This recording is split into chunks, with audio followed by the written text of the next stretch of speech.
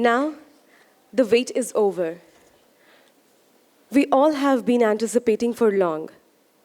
We have our chief guest, Dr. Balsing Rajput, officer on special duty at Chief Minister of Maharashtra, former Deputy Commissioner of Police Detection Crime Branch. Dr. Balsing Rajput, an accomplished MTech, PhD, and Maharashtra State Police Officer, is a recognized speaker and researcher with extensive experience in cybersecurity. He spearheads the establishment of numerous cyber labs, police stations, and innovative projects, contributing significantly to Maharashtra's cybersecurity landscape. Let's give it up for Dr. Balsing Rajput. Good morning to all of you. Namaskar. I'm extremely sorry that I came late. I was engaged in some other work and had forgotten that this event is there at 9 o'clock. I was some 50-60 kilometers away from Mumbai, and then the Kishore Gurdasani Saab called me many times. He said that you have to come because there are many people who have come to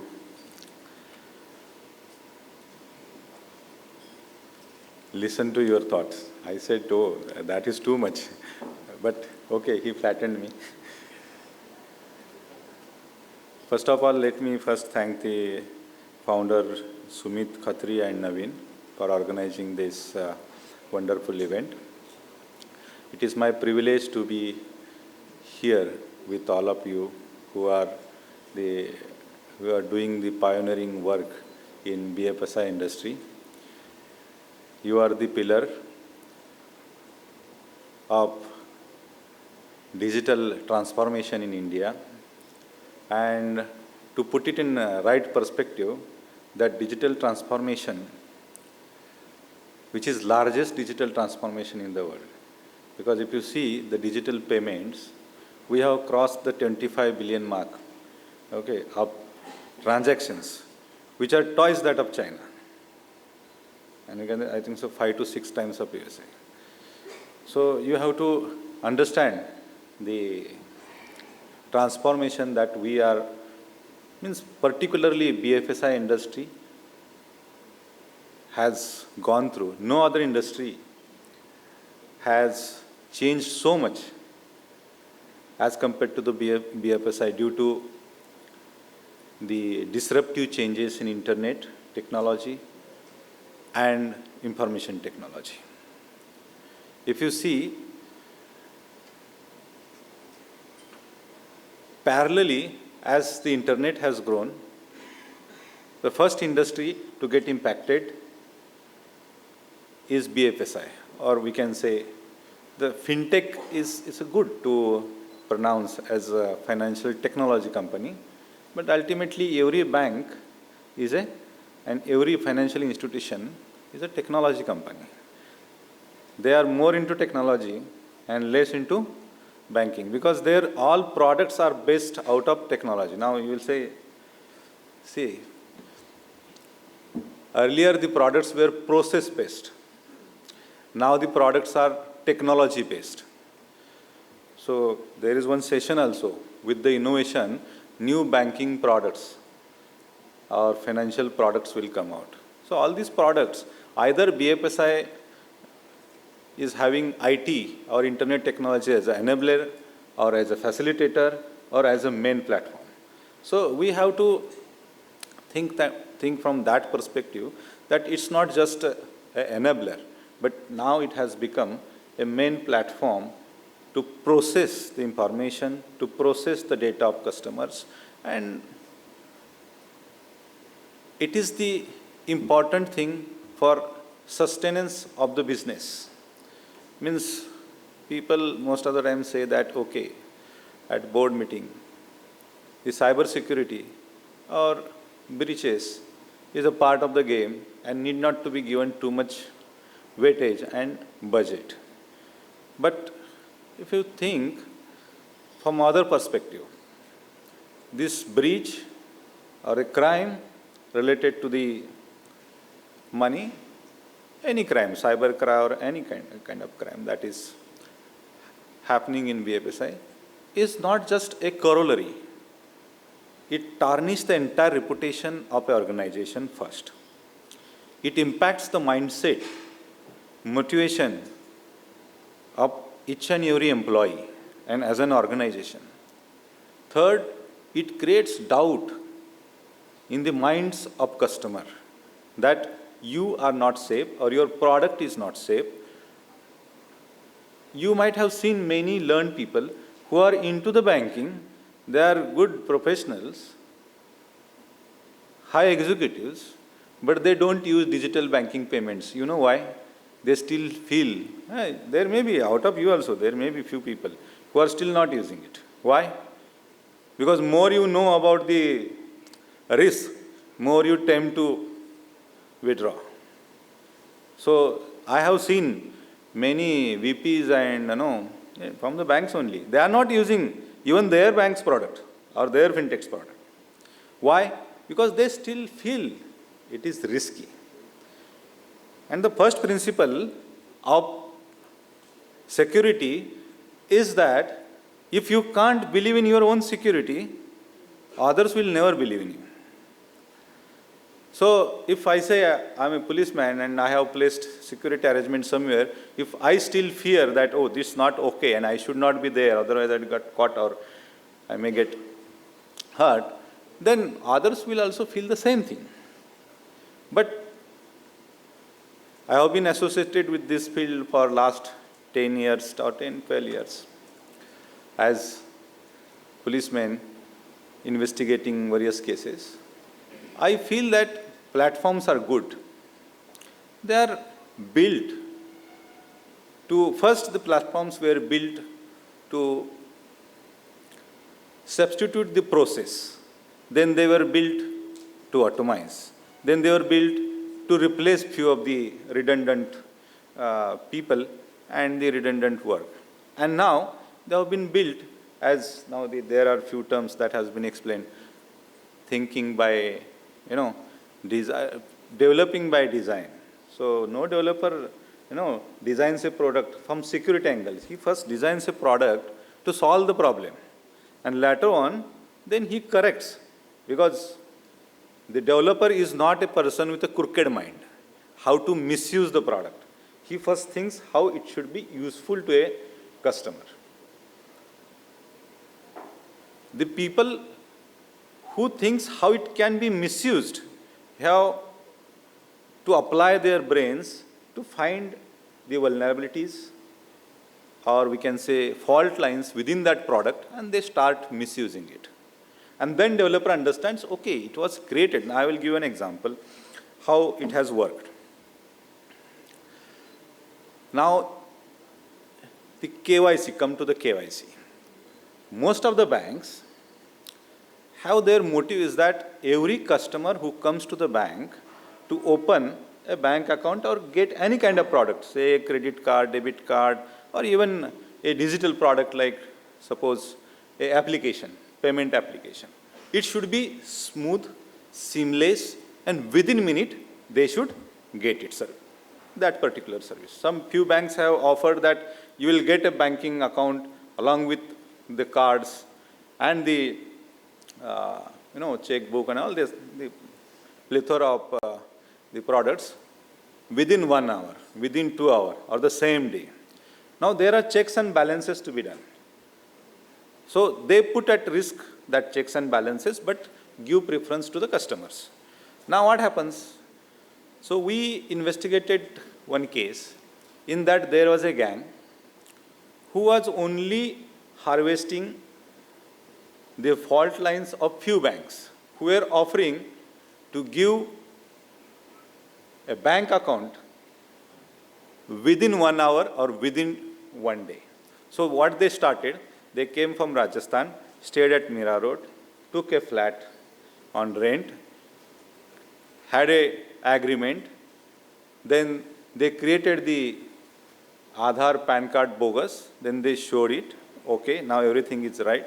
From Mira Road to Churchgate, near about 50 branches of 3 banks were targeted and they created more than 1,000 bank accounts. What they did, still it is in practice. Then they will create one bunch, a bank account, a debit card, a mobile number, PIN, and online user ID password. They will put it in an envelope and they will sell it because everything is forged. So it is on another's name, taken by someone else. It is ready to operate bank account. And then they will sell the bank account. This gang only creates bank accounts and takes the mobile numbers on fake IDs. And then they sell it.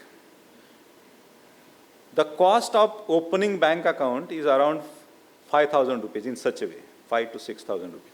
They sell it for lakh or 1.5 lakh. So you try to understand the margin. Daily, the gang of 5 to 6 create near about 7 to 8 bank accounts. So that is how they operate. Then they shift the base after 15 days or 20 days, shift the base to another city. Normally, the city where there is a more banking,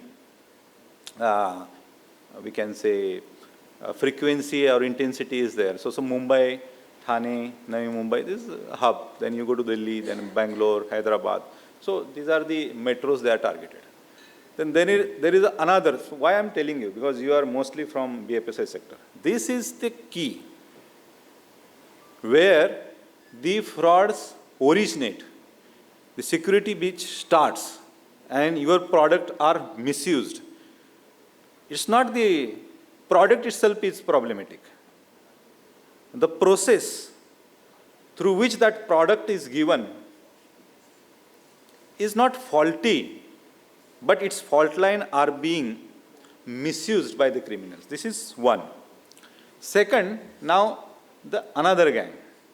What they do, their job is only to cheat people. They don't go into actual procurement of bank account, actual procurement of, they have a seal envelope. They just purchase. Today I require 5 envelopes. Then I have a target to suppose cheat 100 people, 200 people. How it works, I will tell you that is how they work. It's very organized one. BFSI sector is very organized, process oriented, system oriented. Humans have less say, right? So you have less say, unless otherwise you are a VP or a management guy. Others have less say. They just work as it has been given. What they say, the practice of your bank or practice of your institution is to do what has been dictated by the management. So they set up a small call center. Call center is very simple. You require 5 to 10 mobile phones. The SIMs are already provided along with the envelope. You take out the SIM, put it into that. Every breach gives mobile numbers. Every breach. Now you have to only procure, now you can also get. You just try for that. The mobile numbers of bank account holders from Mumbai city. You will get in black market. So you have to just get that list. What your list available? And start calling. What to talk is already decided. The conversion rate is if you call 100 people, 10 to 12% is the conversion rate. So people get converted into actual giving the money. The rest don't get converted. Still, the conversion ratio is very high. Because you have to invest how much rupees for calling 2 to 3 people one day, 100 to 200 calls, and you get converted around 20 calls out of 200. Each person loses at least 1,000 rupees. Suppose list. We have a list of people who have lost more than crore rupees in such a conversation. Average is people lose more than 5,000 rupees in a single transaction. The average, what we have seen, you can check the statistics. People normally lose around 5,000 rupees because that is what the online payment 10,000 rupees is normal, 5 to 10,000 rupees, normal, immediately, without checks, without, now few banks offer without OTP or without PIN, some 2,000 rupees of transaction.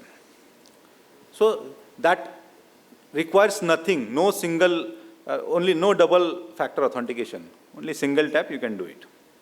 So that is what they are targeting. Now, once they start calling, 20 people get converted. Now what is next? They have the bank accounts, 5 to 10 bank accounts latched to that mobile numbers. They open that day. Whatever money they get, they only put in that accounts. Then they send another guy just to withdraw from night 12 o'clock to morning 4 o'clock. They are just withdrawing from that bank account. Digital to physical. Once they are withdrawn, next day, no movement from that bank account, no any call from that SIM. Everything is finished. Next day, new setup. Now, while using, which bank to use for bank accounts? Now, see their logic. We have a chart. So they say, depending upon the facilities bank offers, like one bank is there. To name the banks, I think so, it's not good here. There is one government bank, which are very strict in, you do payment of 1 rupees or you do payment of 1 lakh rupees. Two-factor authentication is must. Every 10 minutes, you have to refresh. If you don't tap for 30 seconds, it automatically gets locked out. Their bank account is available only for 25,000 rupees. Because it is very difficult to operate that bank account to the criminal. There is another private bank, now under few admin of other bank, you can guess it. The big bank, but presently under the administration of another government bank. Have a policy to immediately open the bank account, and once the user ID password is set, there is no requirement for 6 months to do anything else. No second factor authentication. Once it is open, you can do any number of transactions. Now there is a small latch. Few banks say that at least 30 minutes required to realize the payment. There are few banks, they said immediate realization of the payment. Now, the banks which offer immediate realization of payment, criminals prefer that because immediately money is realized, so their bank account is more valuable. So, 3 private banks, their bank account along with mobile SIM packet is sold at 1.5 lakh rupees. And ex-government bank, who is very strict on process and security measures, sold only for 25,000 rupees. Because you see, your product, if it is more customer friendly, more useful to the criminals, it is being used by the banks, it is used by the criminals more frequently. So this is how the criminal syndicate is working. Third is now how to utilize that money. There is another gang. Once they get the money, they cash out the money, now again reinvest that money because you can't keep that much large cash. I will tell you a figure to get a understanding. From Mumbai city, every day, for last 1 year, we have saved 25 crore rupees. Out of, because nearly 5,000 cases are registered each year, only in Mumbai city, 5,000 cases. These are FIR registered. We received near about 20,000 complaints. Out of that, 5,000 get registered. Out of that, few people call for stopping the payment.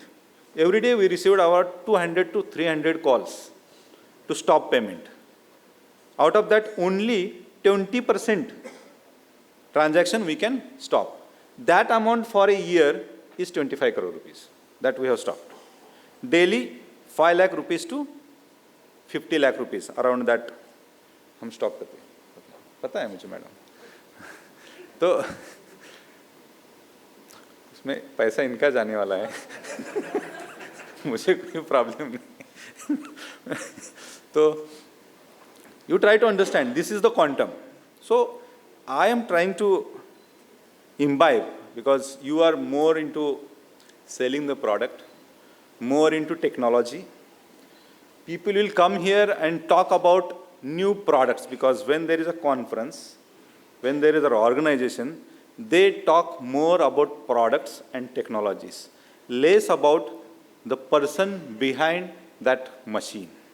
And here, what is important in stopping crime or securitizing the products or your organization is not only thing that is technology, but the person that is operating it.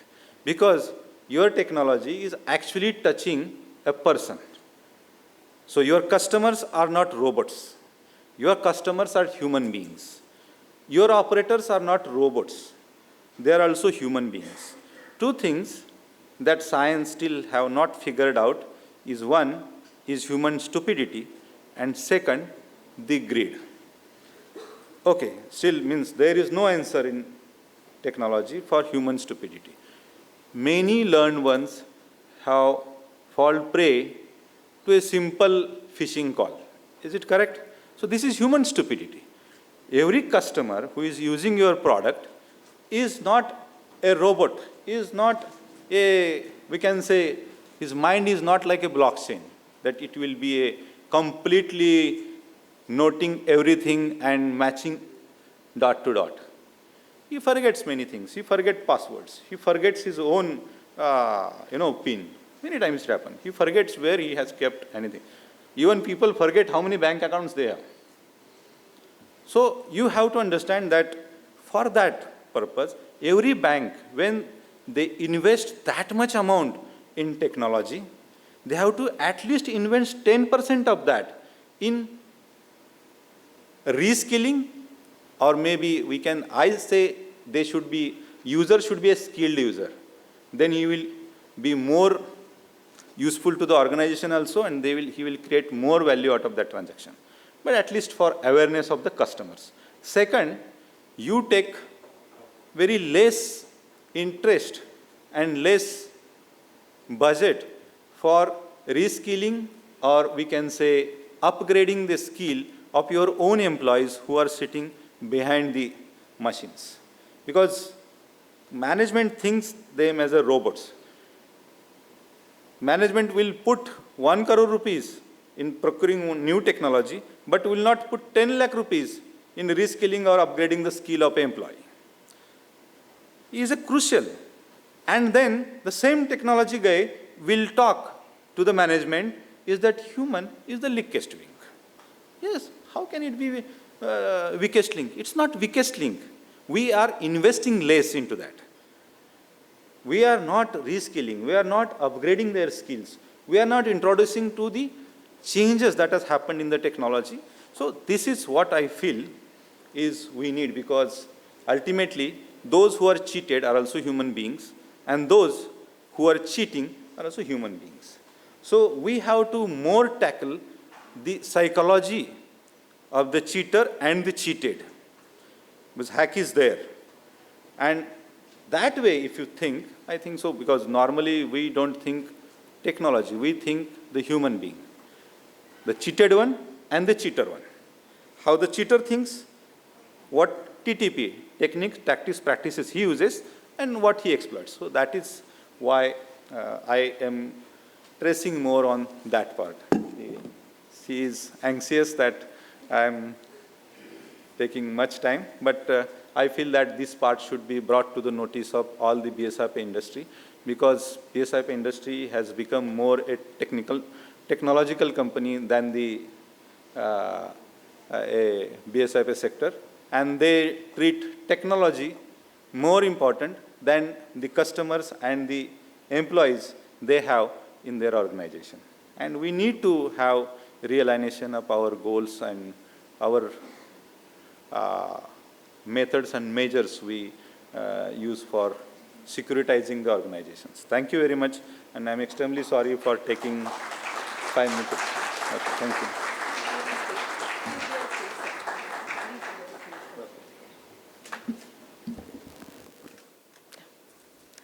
Indeed, the session was need of the hour for each and every one of us. Thank you so much, Dr. Balsing Rajput for the valuable session. Esteemed guests and honored participants, today we gather to extend our heartfelt congratulations to Dr. Balsing Rajput. His remarkable accomplishments have not only brought pride to himself, but have also positively impacted our community and beyond. Now it's time to felicitate Dr. Balsing Rajput. And for that, I would like to call Mr. Saurabh Srivastav on dais, Chief Risk Officer, Unity Small Bank